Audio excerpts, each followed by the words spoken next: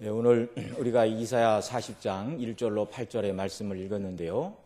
이 이사야 40장은 1장에서 39장의 내용과 분위기가 많이 다릅니다. 앞에 1장에서 39장이 이스라엘의 죄를 지적하고 죄로 인한 심판, 빨리 회개해라. 그렇지 않으면 큰 고난을 당할 것이다. 이런 것들이 이제 주로 메시지였죠. 그리고 이제 39장과 연관된 가장 큰 나라는 이스라엘을 괴롭게 하던 아수르였습니다. 그리고 이제 40장부터 66장까지 나머지 27장에서는 그 죄로 말미암아 그 백성들이 포로로 끌려갈 것이지만 다시 하나님께서 은혜로 그들을 구원하실 것이다. 이스라엘의 구원을 노래하고 있습니다. 그래서 우리 성경 전체가 66권인데요. 이사야서가 66장으로 되어 있고 또 구약이 39권인데 이사야가 1장부터 39장까지는 죄와 그것을 고발하고 또 그리스도 안에 있는 구원을 예언하고 있고 또 40장 이하에서는 이제 메시아를 통한 구원의 영광을 이제 본격적으로 말씀하고 있는데요. 그 메시지가 이제 신약의 내용과 비슷하다 이렇게 얘기를 해서 이제 이사야서를 이제 신구약 성경의 축소판이다 이렇게도 표현을 합니다. 자, 이렇게 이스라엘의 구원을 노래하고 있는 40장을 시작하면서 하나님께서는 그 하나님의 선지자 이사야에게 가장 먼저 하고 있는 말씀이 너희는 위로하라 내 백성을 위로하라 이렇게 말씀하고 있습니다. 자, 너희는 위로하라 내 백성을 위로하라. 이 당시 백성들뿐만 아니라 현대 시대를 살아가는 현대인들 저와 여러분 모두에게도 이 위로라는 말보다 더 달콤한 말은 없는 것처럼 보입니다. 오늘날 사람들은요 너나 할 것 없이 다 위로를 받고 싶어 합니다. 아니 어쩌면 모든 사람들이 위로를 갈망하며 살고 있지 않는가.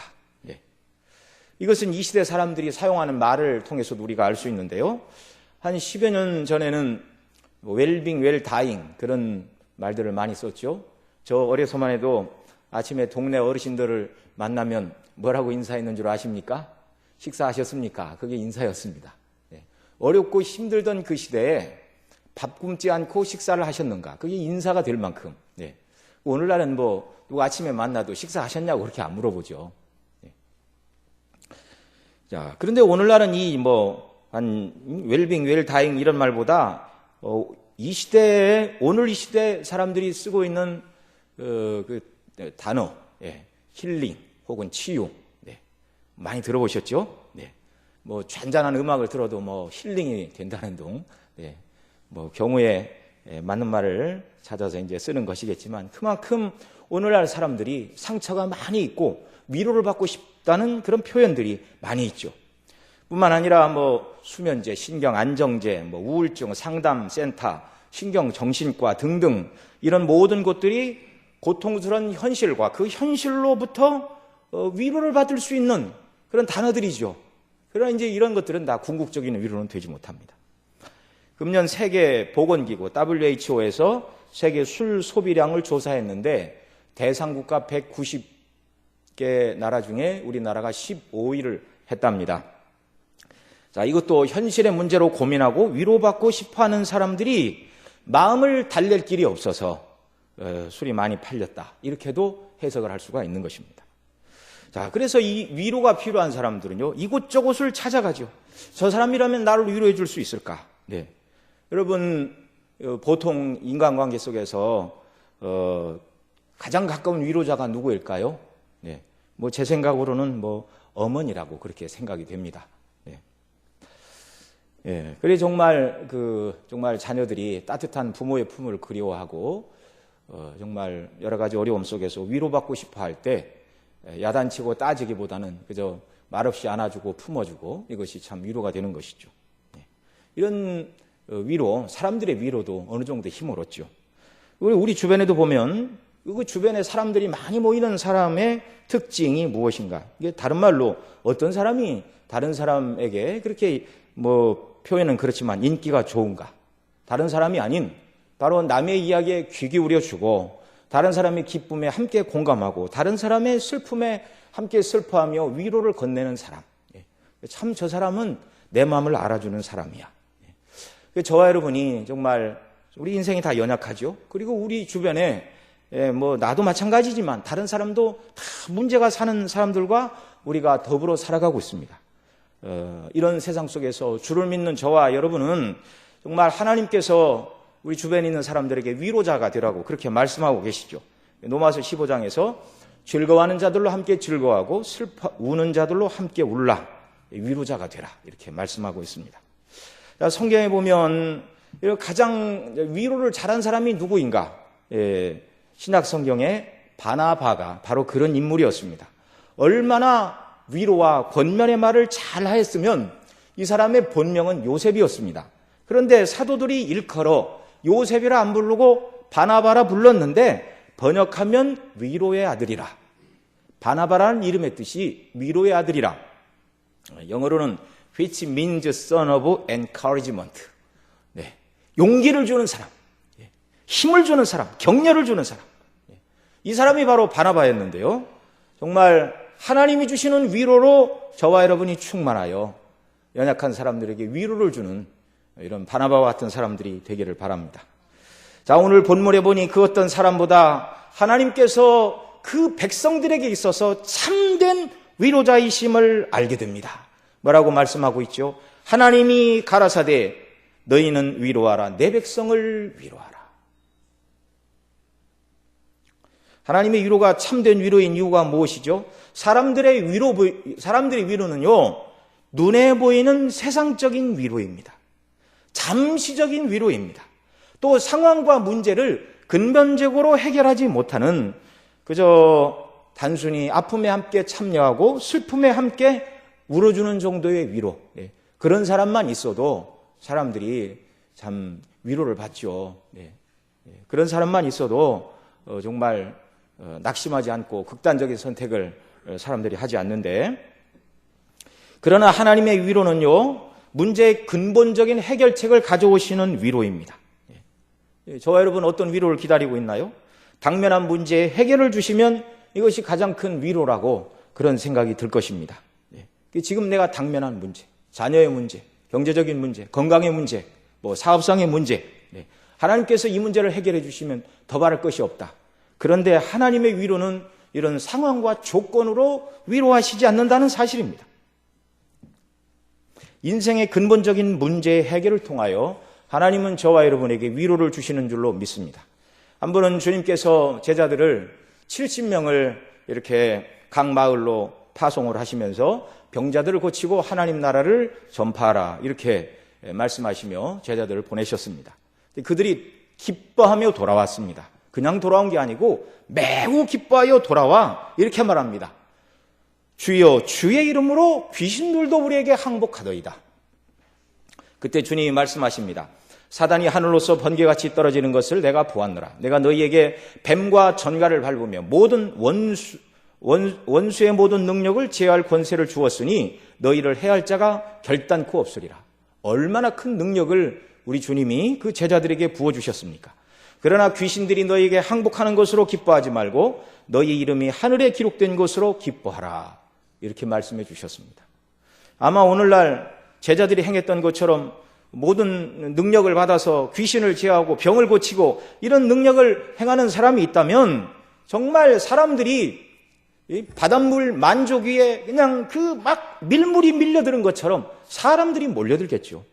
세상적인 기준으로 성공 중에 대성공 그렇게 표현할 수 있는 말은 아니지만 그런 정말 대단한 사람이라는 그런 추앙을 받을 것입니다.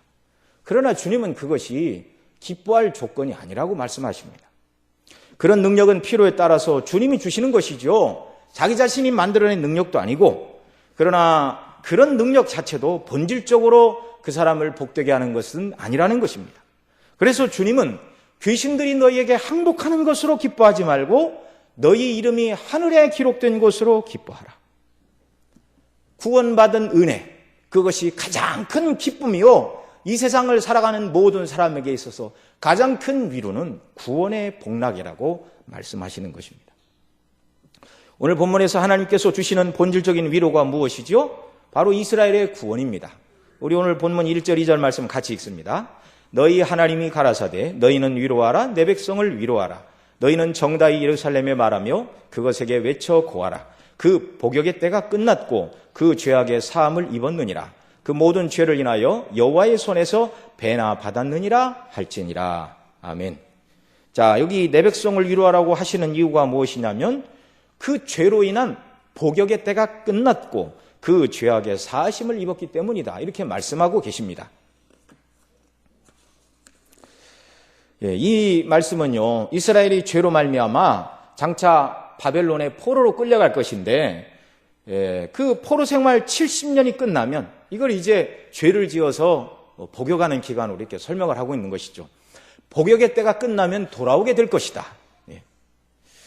자, 이 말씀은요, 아직 이스라엘이 바벨론의 침략을 받지도 않았고 나라가 망하지도 않았으며 사람들이 포로로 끌려가지도 않았고 포로의 고달픈 삶이 시작되지도 않았는데, 그런데 앞으로 후대에 이루어질 일, 이 이사야를 기준으로 포로 생활을 마치고 돌아오기까지는 대략 150년 시간이 더 지나야만 했습니다.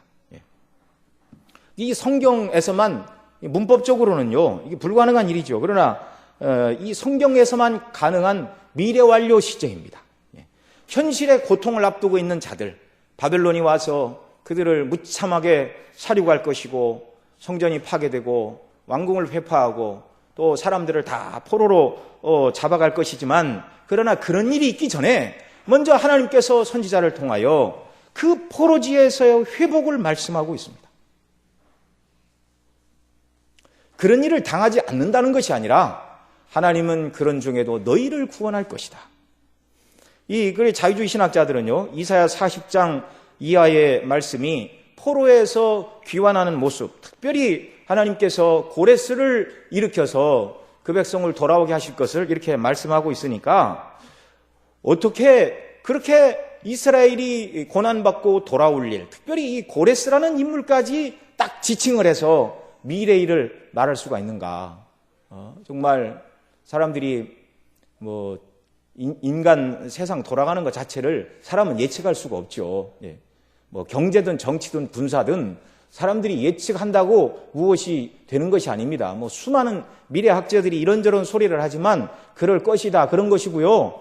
그거 안 맞다고 아무도 책임 추궁하지 않습니다. 왜냐하면 그건 사람에게 속한 영역이 아니기 때문에 그렇죠.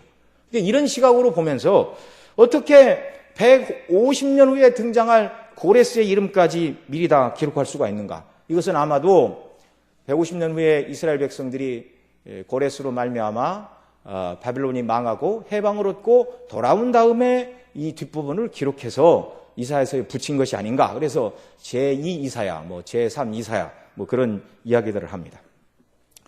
이런 식으로 성경의 예언성을 부정한다면 아담이 범죄한 다음에 하나님께서 여자의 후손을 통한 구원을 말씀해 주셨는데요. 그럼 이 여자의 후손 오신 그리스도, 예수님이 오신 다음에 창세기를 썼다고 말해야 될 것입니다. 그런 말은 안 하죠. 너무 터무니가 없으니까. 예수님 오시기 전에 이미 구약성경이 존재를 했으니까 그런 얘기는 안 합니다. 하나님의 계획 속에는요, 인간의 범죄 이전부터 하나님이 저와 여러분을 그리스도 안에서 택하셨고 역사 속에서 그리스도를 통하여 구원하신다고 여러 번 거듭거듭 말씀하시고 그 일을 이루어 오시는 것이 하나님의 구원의 역사였습니다. 하나님께서는요, 시간까지도 지으셨죠. 우리는 내일이 닥쳐봐야 내일을 알지만 하나님께서는 미래에 일어날 모든 일을 통시적인 시각으로 한꺼번에 다 보시는 분이십니다. 자, 하나님은 전능하신 창조의 하나님, 그리고 역사를 계획하신 대로 섭리하시는 통치의 하나님, 죄인을 구원하시는 구원의 하나님이요, 악인을 징벌하시는 이 심판의 하나님, 오직 앞으로 일어날 모든 일 하나님만 아시는 것이죠. 하나님의 계획 속에 인생의 모든 앞날이 다 들어있는 것입니다.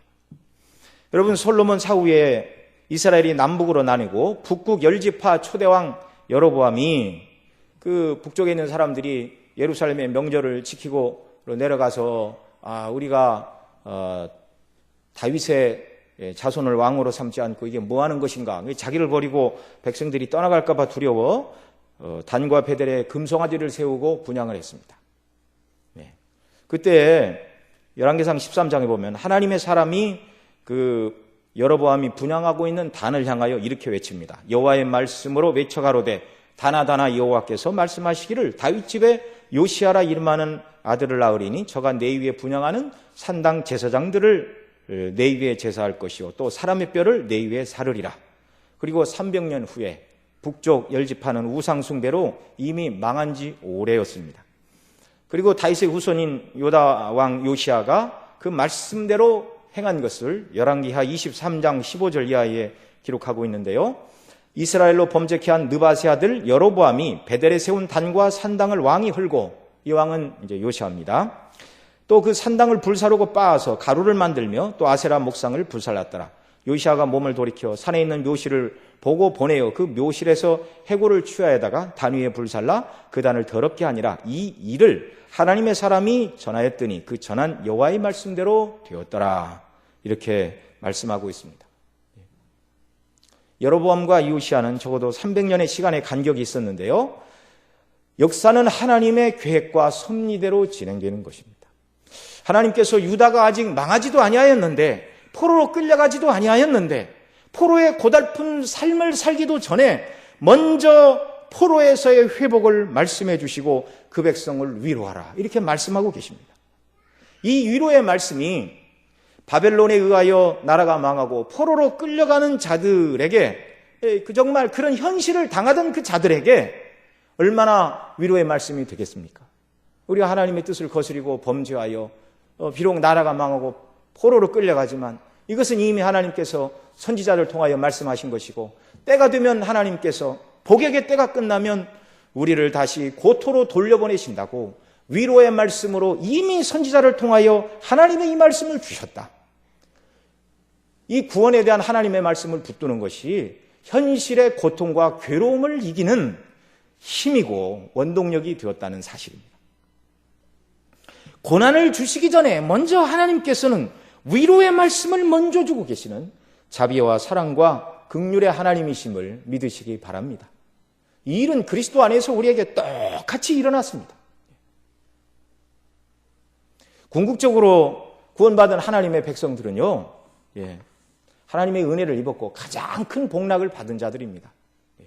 완전한 구원이 이루어지기까지 우리가 이 땅에서 여러 가지 어려움과 고난과 고통에 직면하게 될 것이지만, 하나님은 그리스도 안에 있는 저와 여러분에게 궁극적인 구원과 궁극적인 승리와 완전한 복락을 그리스도 안에서 이미 말씀해 주고 계시다는 사실입니다. 자, 위로의 내용이 무엇이죠? 2절에 있는 대로 그 죄악의 사하심을 받았다. 그 모든 죄를 인하여 여호와의 손에서 배나 받았다. 여기 죄사함을 받고 죄악의 사하심을 받아서 하나님의 손에 배나 받았다, 이렇게 말하고 있는데요. 이 말씀을 우리가 언뜻 읽으면 이스라엘 백성들이 죄를 지어 바벨론에 나라가 망하고 포로로 끌려가고 70년 포로 생활을 했는데요. 마치 이 세상에서 어떤 잘못을 하면 법정에서 판사가 징역 몇 년 이렇게 판결을 때리면 그 기간을 이렇게 징역을 살고 나오면 이제 자유의 몸이 되는 것처럼, 그 백성들이 지은 죄 대가가 70년 복역으로 완전히 다 해결이 되었기 때문에 하나님께서 이제 구원이라 이렇게 말씀하시는가? 그렇지 않습니다. 왜냐하면 하나님을 거스린 죄의 값은요, 영원한 지옥 형벌입니다. 70년 포로 생활, 70년의 고통으로 하나님 앞에서 지은 죄가 그 값이 다 치러질 리가 없는 것입니다. 다만 이 70년의 포로 생활은 하나님께서 그리스도 안에서 택한 자들을 구원하시되 죄에 빠진 자들의 죄를 깨닫게 하시고 돌이키게 하시고 징계하시는 은혜 주시는 시작의 방편일 뿐이지, 나라가 망하고 70년 포로 생활을 한 것이 그들이 하나님 앞에 지은 모든 죄에 대한 대가를 다 지불한 것이 아니란 말이죠. 그들의 모든 죄값은 오직 그리스도께서 십자가에서 치르실 대속의 피에 근거하여 하나님께서 이렇게 용서를 베풀고 구원을 말씀하고 계신 것입니다. 마치 요한복음 8장에 보면 간음하다가 현장에 잡힌 여인을 사람들이 이렇게 붙들어 가지고 나옵니다. 이 여인은 모세의 율법대로 하면 돌에 맞아 죽어야 했습니다. 주님께서 그들에게 글을 쓰시고 나서 일어나 말씀을 하셨죠. 너희 중에 먼저 죄 없는 자가 이 여인을 돌로 치라. 사람들이 눈치를 보다가 어른으로부터 아이들까지 다 돌을 버리고 떠나고 말았습니다. 오직 그 여인에게 돌을 던질 수 있는 분이 한 분 있었습니다. 그 여인 앞에. 죄 없으신 예수님이죠. 그런데 그 주님도 나도 너를 용서한다. 그리고 돌려보내셨죠. 왜 그 여인의 죄를 주님께서 묻지 않으시고 너를 용서하니 죄를 짓지 말라. 그리고 보내시나요? 바로 그 여인의 죄값으로 예수님께서, 당신께서 신이 십자가에 피 흘려 죽으실 것을 내다보시고 용서와 구원을 선포하시는 것입니다. 서론에서 사람들의 위로는 세상적이요 잠시적이요 또 나의 슬픔에 사람들이 이렇게 정서적으로 참여하여 정서적인 위로에 불과하다고 말씀을 드렸는데요. 하나님의 위로는 인생의 가장 근본적인 문제, 곧 죄와 그 죄의 결과인 사망과 지옥의 형벌에서 하나님과의 영원한 단절로부터 구원을 말씀하시는 이 영광스러운 구원이기 때문에 참된 위로라는 사실입니다. 청교도 한 사람인 존 플라벨, 우리 목사님이 번역하여 펴내신 은혜의 방식이라는 책에서 이스라엘의 위로에 대하여 이렇게 말합니다. 우리의 위로는 본성적, 죄악적, 영적인 위로가 있는데 본성적 위로는 하나님이 지으신 선한 피조물, 곧 음식, 아름다운 것들을 통해 우리가 받는 위로이다. 그 다음에 죄악적인 위로는 하나님의 피조물을 남용함으로써 정욕을 만족시키는 쾌락을 의미한다. 사치하고 방종하고 육감적이고 죄악적인 삶은 그 위로가 아니라는 것이죠. 잠시적인 죄의 즐거움은 있지만 궁극적인 위로는 되지 못합니다. 마지막 영적인 위로가 있는데요. 믿음과 소망의 은혜를 통해서 영혼이 그리스도 안에서 평강과 기쁨을 누리는 것을 말하는데 이 영적인 위로, 하나님의 위로의 핵심은 예수 그리스도임을 말씀하고 있습니다. 신자들의 영혼을 위로하시고 그 영혼들이 불안해하는 모든 것을 제거하실 분은 그리스도이십니다. 오직 그리스도만이 신자들의 위로가 되는 것입니다. 그리스도께서는 신자들에게 위로가 되는 모든 것을 가지고 계십니다. 정죄 아래 있는 자에게 용서만큼 큰 위로가 무엇입니까? 세상에 그 무엇이 진노 아래 있는 자들을 위로할 수 있겠습니까?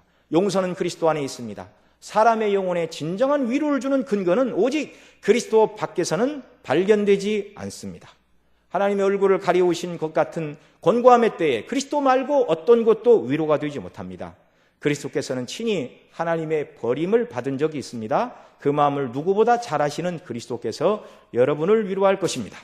그리고 좀 띄워서 우리 영혼을 위로할 수 있는 모든 것은 그리스도 안에 있습니다. 그리스도 밖에 있는 위로는 모두가 다 죽은 위로입니다. 세상의 즐거움과 풍요로움, 영예와 건강, 여러 인간적인 관계들은 결코 영혼을 위로하지 못합니다.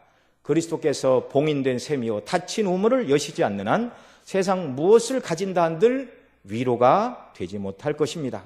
그 어떤 고통과 슬픔도 그리스도 위로 앞에서 사라지지 않을 것은 없습니다. 이렇듯 그리스도의 위로는 신자들만이 누릴 수 있는 고유한 위로입니다. 여러분 집에 책이 다 있으시죠?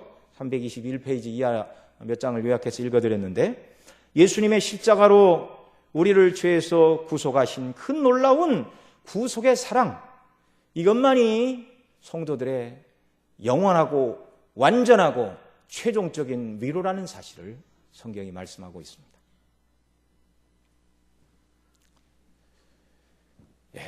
날마다 그리스도 안에서 베풀어 주신 구원의 은혜를 들여다보고 묵상하고 즐거워함으로 정말 하나님께서 우리에게 주시는 이 본질적인 위로로 참된 기쁨을 맛보는 귀한 역사가 우리 모두에게 넘쳐나기를 바랍니다.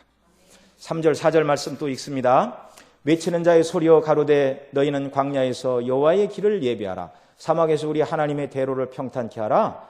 골짜기마다 도두어지며 산마다 작은 산마다 낮아지며 고르지 않은 곳이 평탄케 되며 험한 곳이 평지가 될 것이요. 아멘.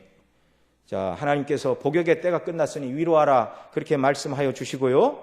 이제 복역의 때가 끝나니까 하나님께서 70년 포로 생활하던 그 백성을 이제 하나님이 약속하신 예루살렘 고토로 다시 돌려보내 주시는 것, 하나님을 섬기는 믿음의 자리로 다시 회복시켜 주시는 이 모습을 지금 이제 광야에서 길을 예비하라 이렇게 표현하고 있는 것입니다. 자, 광야에서 여호와의 길을 예배하라. 이 길은 무엇이죠? 왕이신 하나님께서 바벨론에 포로된 백성들을 해방하여 주시고 왕이신 하나님이 앞서 길을 여시고 그 백성을 이제 이끌고 돌아오시는 모습을 표현하고 있는 말입니다. 길이 잘 닦인 도로뿐만 아니라 길이 없는 사막이라 할지라도 하나님께서 그 백성을 기필코 인도하시고 만다는 말씀이죠. 조건이 쉬우면 하나님의 역사가 일어나고 조건이 어려우면 하나님의 구원의 역사가 일어나지 않는가? 그런 것은 없습니다. 그 백성을 포로에서 이끌고 돌아오시는 왕의 행차를 준비하고 구원의 왕을 맞이하라. 그래 광야에서 여호와의 길을 예비하라. 이렇게 말씀하고 있습니다. 그 방법이 4절인데 골짜기는 이 깊은 골짜기는 메워지고 높은 산은 낮아져서 깊은 곳은 도도해지고 높은 곳은 낮아져서 평탄하게 되어야 왕의 이 행차는 마차가 지나가고 그 왕의 뒤를 따라서 사람들이 이렇게 반듯한 길을 가게 될 수가 있는 것이죠. 전능하신 하나님께서 이 일을 이루신다는 것입니다. 1차적으로 이 말씀은 바벨론 포로의 귀환을 말씀하나 궁극적으로는 그리스도 안에서 죄인들이 회개하고 예수님 믿어 구원받고 하나님께로 돌아오는 완전한 구원과 회복이 바로 이 방식을 통하여 이루어진다는 것을 말씀하고 있습니다. 복음서에는 예수님을 증거하며 예수님을 맞이하기 위하여 죄를 씻는 물 세례를 베푼 세례 요한이 바로 이 광야에서 외치는 자라고 성경이 말씀하고 있습니다. 요한복음 1장 23절에 요한이 가로되 나는 선지자 이사야 말과 같이 주의 길을 걷게 하라고 광야에서 외치는 자의 소리로라 하니라. 세례 요한 자신이 바로 이 이사야 40장 3절 4절에서 말하고 있는 광야에서 외치는 자의 소리라고 자신을 이해를 했습니다. 누가 그런 깨달음을 주셨죠? 성령께서 주셨습니다. 그리고 이 사실을요, 이 요한복음뿐만 아니라 공고한 복음서, 그러니까 사복음서가 동일하게 이 세례 요한의 사역을 소개하면서 광야에 외치는 자의 소리가 세례 요한이라고 이렇게 말씀하고 있습니다. 그러니 이 이사야 40장의 말씀이요, 단순히 이스라엘이 바벨론의 포로로 끌려가 포로 생활 70년 후에 다시 예루살렘으로 돌아올 것, 그 정도의 구원을 말하는 것이 아니라 그 사건을 빗대어 궁극적으로 그리스도 안에서 죄인을 구원하시는 완전한 하나님의 구원을 말씀하고 있는 것입니다. 세례 요한은 회개하고 예수님을 주님으로 모시는 것이 진정한 의미의 포로, 죄의 포로, 사단의 포로, 지옥 형벌에 매여 있는 자들이 복역의 때가 끝나는 회복이라고 말씀하고 있죠. 참 구원은 예수님 통하여 주시는 것이니, 자, 길을 평탄케 하라. 자신이 죄인임을 깨닫고 회개하고 구원의 주로 오시는 예수님을 맞이하라. 이게 왕의 행차를 준비하는 것이라고 세례 요한이 선포한 메시지입니다. 당시 유대인들은요, 자신들은 죄인이 아니라고 생각을 했습니다. 죄인들은 세리나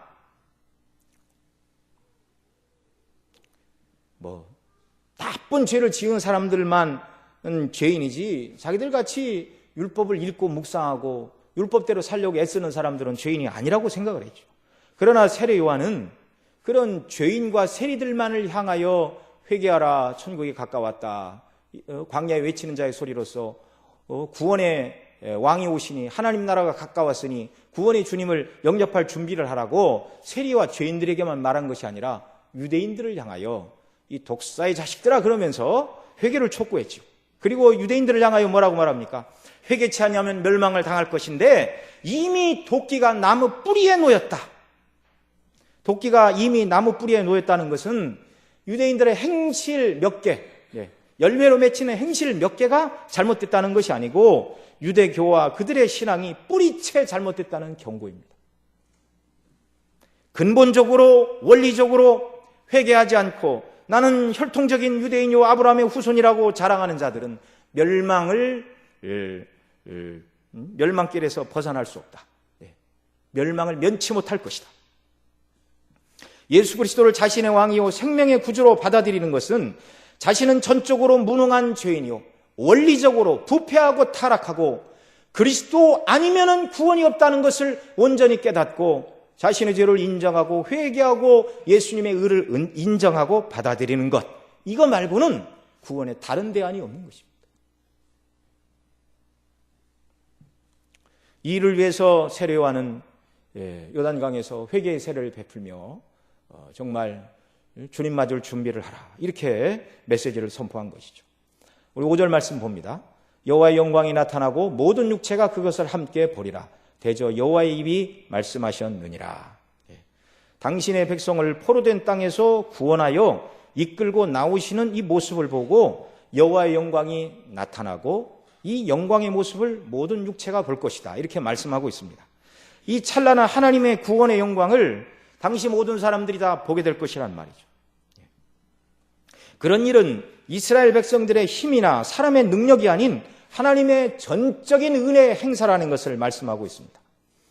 여러분, 사람 사이에도 곤경에 빠진 사람을 구원해주면 그 구원자가 영광을 받습니다. 아브라함의 조카 롯이 포로가 되어 잡혀간 적이 있죠. 이때 아브라함이 롯을 구출해내는 일이 있었습니다. 한 무리의 도적대에 의하여 이 롯이 잡혀간 것이 아니고요, 당시 가나안 땅에 패권을 잡고 있던 강력한 왕이 있었습니다. 그 사람이 바로 엘라망 그돌라오멜인데요, 여러 왕들이 이 그돌라오멜을 12년 섬겼다, 이렇게 말합니다. 그러니까 이 가장 강력한 그돌라오멜에게 해마다 뭐 양털을 갖다 바치고 곡식을 갖다 바치고 이렇게 했다, 그 말이죠. 그런데 13년 되던 해에 소돔왕, 고모라왕, 아드마왕, 스보임왕, 소알왕, 이렇게 5명의 왕이 이 엘라망 그돌라오멜을 배반하는 일이 있었습니다. 그러자 엘라망 그돌라오멜이 자신을 배신하지 않은 신할왕, 엘라살왕, 엘라망, 고임왕, 이런 왕들을, 그러니까 이제 5대5로 나뉘었어요. 그러나 가장 힘이 센 왕은 이제 그돌라오멜이죠. 이 사람들과 연합하여 이 그돌라오멜이 차례차례 소돔, 고모라, 아드마, 스보임을 정벌하면서 소돔에 이르러 아브라함의 조카 롯과 그 모든 재산과 사람들을 싹 잡아갔습니다. 5명의 왕이 당하지 못한 이 그돌라오멜과 4개의 연합 군대를 아브라함이 집에서 길리고 연습한 318명의 사병들을 데리고 밤에 기습을 하여 롯을 구해오는 이런 일이 있었죠. 물론 이것도 하나님의 은혜입니다. 그때 지극히 높은 하나님의 제사장 멜기세덱이 떡과 포도주를 가지고 나와 아브라함을 영접하였고, 아브라함은 얻은 소득 중에 10분의 1을 멜기세덱에게 주었습니다. 5나라 왕들이 행하지 못한 일을 아브라함이 자기 집에서 기른 군대를 동원하여 강력한 왕을 격파하고 자기 조카를 찾아왔습니다. 바로 이런 일이 영광입니다. 아마 이 일 후에 당시 가나안 사람들은요, 아브라함을 매우 두렵게 여겼을 것입니다. 하나님께서는요, 이 롯이 행한 것과는 비교가 안 되는 일을 하셨습니다. 롯은 이제 끌려간 지 얼마 안 돼서 막 그 군인들이 잡아간 사람들이 피곤해하고 있을 때 기습을 해서 찾아왔지만, 하나님은 바벨론의 포로로 끌려간 지 70년이 넘은 자들을 해방해 주셨습니다. 아브라함은 작은 지역 롯 한 사람을 구원했지만, 하나님은 이스라엘을 구원하신다, 그 말은요, 이스라엘 멸망시킨 바벨론을 멸망시키셨다는 얘기입니다. 강한 자가 손에 움켜쥐고 있는 것을 빼앗아 오려면 강한 자를 이기지 않고는 빼앗아 올 수가 없는 것이죠. 하나님께서 그 백성 이스라엘을 인도하시기 위하여 그냥 아무런 일도 안 하고 그냥 그 백성만 쏙 빼온 것이 아니라 가장 강력한 바벨론을 무너뜨리시고 70년 전 끌려간 그들을 데리고 오셨습니다. 역사 속에 그런 일은 없는 것입니다. 포로된 땅 바벨론에서 해방을 맞이하여 유다로 돌아오던 자들이 해방을 노래했던 이 노래가 시편 126편인데요. 2절에 보면 이렇게 노래합니다. 열국이 말하기를 여호와께서 대사를 행하셨다. 이방인들도 이스라엘의 하나님 여호와께서 가장 강력한 하나님이시구나. 이방의 열국들도 이스라엘의 회복은 전능하신 하나님의 능력으로만 된 일임을 알고 참여하였다는 말이죠. 포로된 땅에서 회복을 위하여 이스라엘은 한 것이 아무것도 없습니다. 그들이 그 일을 위하여 독립군을 조직한 적도 없고요, 자금을 모은 적도 없고요, 무엇을 한 것이 아무것도 없습니다. 오직 하나님께서 끌려가기 전에 선지자를 통하여 말씀하여 주셨고 말씀하신 그대로 시간이 되자 하나님께서 홀로 이 일을 행하사 정말 악을 행한 바벨론을 징벌하시고 그 백성을 고토로 그대로 돌려보내 주셨습니다. 이것이 하나님의 능력이고 영광입니다. 그러나 하나님의 최고의 영광은 그리스도의 십자가와 부활을 통해서 드러났습니다. 하나님의 영광은 예수님을 통하여 찬란하게 드러났는데요. 이게 다 그리스도를 통한 구원을 예표하고 있는 말씀들이죠. 요한복음 1장에는 이렇게 말씀합니다. 말씀이 육신이 되어 우리 가운데 거하심에 우리가 그 영광을 보니 아버지의 독생자의 영광이요 은혜와 진리가 충만하더라. 아버지의 독생자의 영광이요 은혜가 진리가 충만하신 우리 주님. 고린도후서 4장에서는 어두운 데서 빛이 빛이라 하시던 하나님께서 예수 그리스도의 얼굴에 있는 하나님의 영광을 아는 빛을 우리 마음에 비추셨느니라 이렇게 말씀하고 있습니다. 그리스도를 통하여 죄인을 구원하심으로 하나님께서는요 당신의 영광스러운 구원, 사랑, 거룩, 공의 이 모든 하나님의 영광이 찬란하게 드러나도록 그리스도를 통하여 그 영광을 비추어 주셨습니다. 그리스도는 율법에 온전히 순종하심을 통하여 하나님의 거룩하심을 드러내 주셨습니다. 그리스도는 십자가의 대속을 통하여 죄에 대하여 진노하시는 하나님의 공의를 드러내셨고 그 다음에 그 아들을 내어주시기까지 하시면서 죄인을 사랑하시는 하나님의 긍휼과 자비와 사랑이 얼마나 풍성하신가 하나님의 구원의 영광, 사랑의 영광을 온전히 드러낸 것이 그리스도의 십자가의 구속이란 말이죠. 예수님이 부활하심을 통하여 이 죄와 악의 권세를 무찌르시고 그 백성에게 생명과 구원과 영광을 주시는 하나님의 영광이 드러났습니다.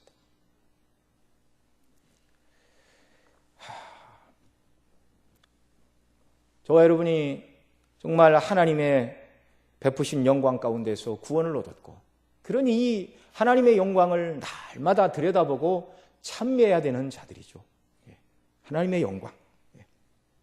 저와 여러분은 하나님의 영광의 결과물인 줄 믿습니다. 자, 6절로 8절에서는 이 구원의 사건은 사람이 아닌 전적인 하나님의 말씀대로, 약속의 말씀대로 이루어진 것임을 강조하고 있습니다. 우리 6절로 8절 같이 읽습니다. 말하는 자의 소리여 가로되 외치라. 대답하되 내가 무엇이라 외치리까. 가로되 모든 육체는 풀이요 그 모든 아름다움은 들의 꽃 같으니 풀은 마르고 꽃이 시들면 여호와의 기운이 그 위에 불미라. 이 백성은 실로 풀이로다. 풀은 마르고 꽃이 시드나 우리 하나님의 말씀은 영영이 서리라 하라. 아멘. 하나님은 이사야 선지자에게 외치라 말씀하셨습니다. 그러자 선지자가 제가 무엇이라 외쳐야 됩니까? 다시 물었지요? 이 하나님께서는 선지자에게 외칠 말씀을 주셨습니다. 모든 육체는 풀이다. 모든 인생은 풀이라는 말이죠. 그 영광은 풀의 꽃과 같다. 이 백성은 풀이요. 이스라엘 백성들 풀이요. 여호와의 기운이 그 위에 불면 시들어버리는 풀이다.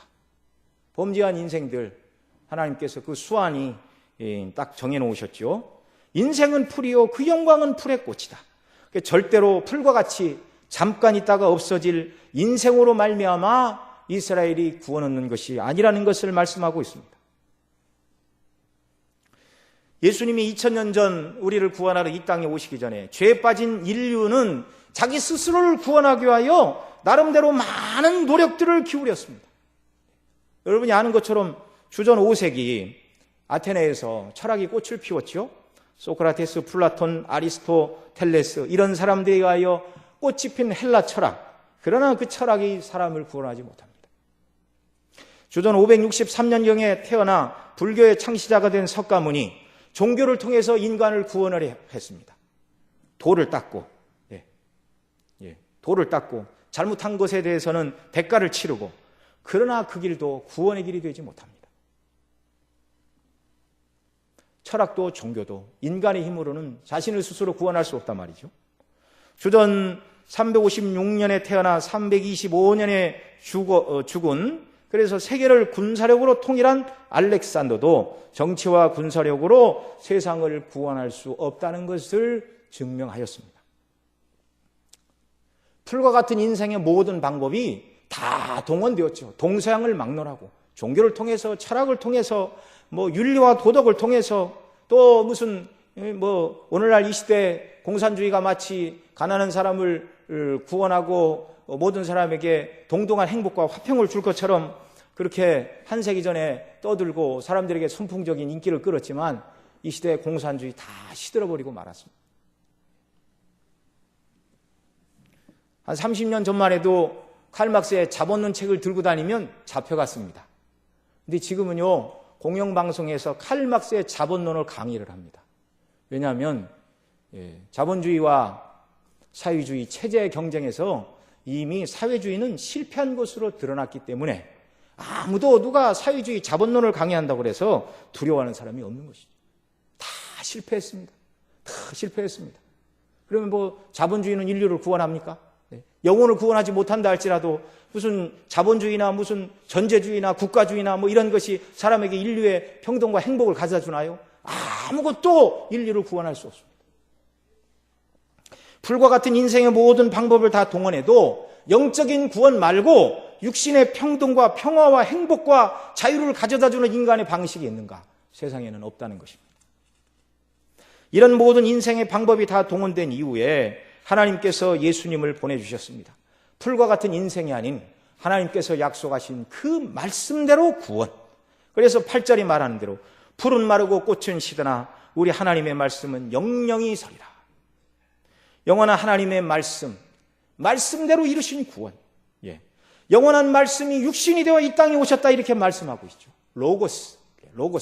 로고스라는 헬라어를 요한복음에서는 말씀으로 번역을 하고 있습니다. 말씀, 원리, 원칙 뭐 이런 말로 다 번역이 될 수 있는데 영원한 말씀이 육신이 되어 우리 가운데 오시고 말씀이 육신을 입고 사람의 모습으로 태어나시오 율법에 순종하시고 우리를 위하여 십자가의 대속에 피를 흘려 죽으심으로 말미암아 이루신 구원. 이 복음, 하나님의 약속대로 말씀이신 그리스도께서 오셔서 이루신 구원.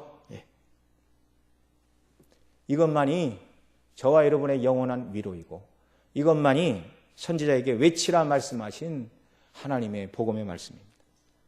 이 말씀은 신약의 사도 베드로는 베드로전서 1장 23절 이하에서 이렇게 인용하고 있습니다.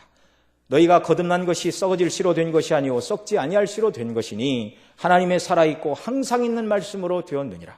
그러므로 모든 육체는 풀과 같고 그 모든 영광이 풀의 꽃과 같으니 풀은 마르고 꽃은 떨어지되 인생으로 말미암아 주어진 구원이 아니란 말이죠. 오직 주의 말씀은 세세토록 있도다 하였으니 너희에게 전한 복음이 곧 이 말씀이니라. 저와 여러분의 구원은요 항상 있는 말씀으로 되었습니다. 그 말씀이 우리에게 전해진 복음이라고 말씀하고 계십니다. 복음의 말씀만이 죄와 사망과 저주 아래 놓인 자들을 해방하는 하나님의 구원의 방편이란 말이죠. 이 영원한 말씀, 이 말씀의 핵심인 그리스도의 놀라운 대속의 은혜와 십자가의 영광, 여기에만 소망을 두고 이것으로만 위로를 받고 살아가는 저와 여러분 모두가 되기를 바랍니다. 이것이 이 복음을 믿는 자들이 세상에서 전해줘야 될 위로이고 세상 사람들을 향하여 외쳐야 될 메시지라는 사실입니다. 여러분 우리가 주일 오후에 공부하고 있는 하이델베르그 요리문답 1번에 이렇게 말합니다. 살든지 죽든지 당신의 유일한 위로가 무엇입니까? 이렇게 묻고 답을 하죠. 살든지 죽든지 나는 나의 것이 아니며 몸도 영혼도 나의 신실한 구주 예수 그리스도의 것이라는 사실입니다. 주님이 우리를 구원하셨고 주님이 우리를 당신의 것으로 삼으신 것이 이 땅을 살아가는 저와 여러분의 위로라는 사실입니다. 절망할 것이 많고 고통거리가 많은 이 세상을 살아가는 저와 여러분이 오직 예수님 때문에 참된 위로가 있다는 말이죠. 두 번째로 그리스도께서는 내가 치러야 될 모든 죄값을 당신의 보혈로 완전히 치르고 나를 마귀의 모든 권세에서 해방하셨습니다. 이것이 저와 여러분의 위로입니다. 세 번째 또한 하늘에 계신 나의 아버지의 뜻이 아니면 머리털 하나도 땅에 떨어지지 않도록 나를 보호하시고 모든 것이 합력하여 나의 구원을 이루도록 하십니다. 이것이 저와 여러분의 위로입니다. 하나님의 허락하심 속에 때로는 우리가 원치 않는 고통스러운 일도 일어난다는 말이죠. 그러나 그런 일들이 다 영적으로 합해서 우리가 예수님의 형상을 담도록 섭리적으로 역사한다는 말입니다. 그러니 그리스도 안에 있는 자들은요 예수님이 위로입니다. 그러므로 하나님은 성령으로 나에게 영생을 확신하도록 하신 후 내가 마음을 다해 기꺼이 하나님을 위해 살도록 하십니다. 이것이 그리스도 안에 있는 저와 여러분의 위로요, 세상을 향하여 외쳐야 될 메시지인 줄로 믿습니다. 기도하시겠습니다. 사랑하시는 아버지 하나님, 고맙고 감사합니다. 죄 가운데 빠져 영원한 지옥 형벌을 면할 수 없는 저주 아래 있는 인생에게 하나님께서 위로의 말씀, 복된 구원의 말씀을 증거하여 주시니 너무나 감사합니다. 이사야를 통하여 주신 말씀이지만 우리 주님 그리스도의 십자가를 통한 이 대속의 은혜와 구원의 영광을 구약이 증거를 하고 있는데, 예수님 안에서만 위로를 받고 예수님 안에서만 정말 세상을 향하여 이것이 인생의 위로요 복락이라고 위로받으며 외치는 저희들 다 되게 하여 주옵소서. 우리 구주 예수님의 이름으로 기도드리옵나이다.